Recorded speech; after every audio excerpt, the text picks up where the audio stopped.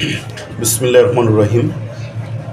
বাংলাদেশ জাতীয়তাবাদী দল বিএনপির চেয়ারপারসন, সাবেক তিনবারের প্রধানমন্ত্রী, দেশনেত্রী ও আপসহীন নেত্রী বেগম খালেদা জিয়া গুরুতর অসুস্থ হয়ে এবার কেয়ার হসপিটালে ভর্তি আছেন।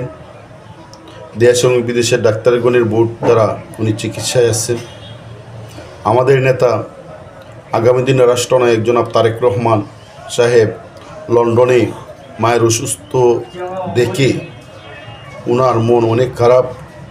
আমাদের নেতা আগামী দিনে রাষ্ট্রনায়ক জনাব তারেক রহমান অতি শীঘ্রই দেশমাতাকে দেখার জন্য, ওনার মা আমাদের 18 কোটি বাঙালির মাকে দেখার জন্য, একটা নজর দেখার জন্য, মাকে দেখার জন্য উনি লন্ডন থেকে চলে আসতেছে। ইনশাল্লাহ আমাদের আগামী দিনে রাষ্ট্রনায়ক জনাব তারেক রহমান আমাদের দেশে আসতেছেন, ওনার মাতৃভূমিতে ফিরতেছেন মাকে দেখার জন্য।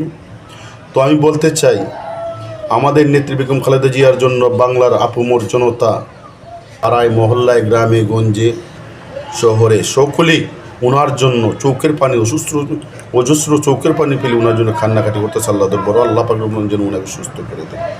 ভালো থাকেন, সুস্থ থাকেন, এই কামনা নিয়ে আমি বিদায় নিচ্ছি। আসসালামু আলাইকুম।